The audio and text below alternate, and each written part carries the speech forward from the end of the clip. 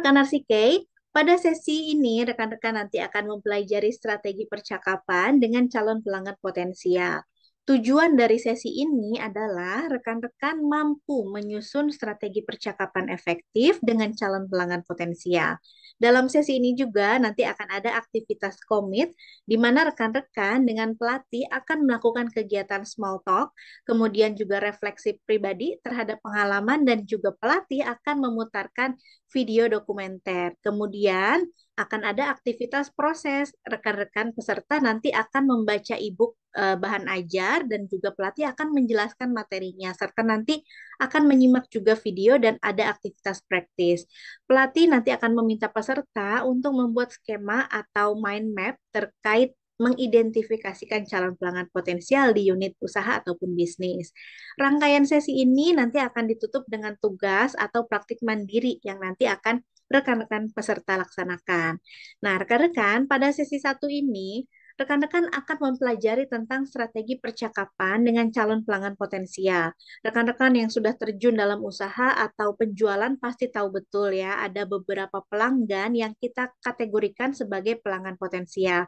Biasanya kita akan temukan pelanggan potensial ini dari pelanggan-pelanggan yang sudah berjumpa dengan kita, yang sudah pernah membeli produk kita. Bedanya gitu ya dengan pelanggan pada umumnya, pelanggan potensial ini udah menunjukkan dulu nih minatnya sama produk ataupun layanan yang kita berikan. Cuma memang mereka belum kasih keputusan gitu ya untuk membeli produk ataupun layanan yang kita tawarkan itu.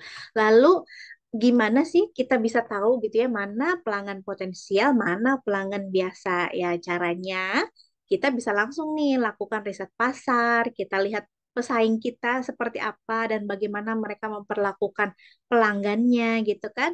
Lalu menjual produk dan juga jasanya seperti apa dan kita juga harus punya jaringan dan referensi pelanggan mana yang bisa kita prospek gitu. Semakin banyak data pelanggannya, maka semakin banyak juga kemungkinan kita bisa menemukan pelanggan potensial. Dan jangan lupa juga, kita harus melakukan promosi dan juga iklan ini produk-produk ataupun layanan-layanan kita kepada pelanggan-pelanggan tersebut ya. Yang perlu rekan-rekan perhatikan saat nanti berjumpa dengan pelanggan adalah bagaimana kita bisa melakukan percakapan dengan mereka. Nggak mungkin dong diam-diaman aja ya kan, pasti nanti akan ngobrol.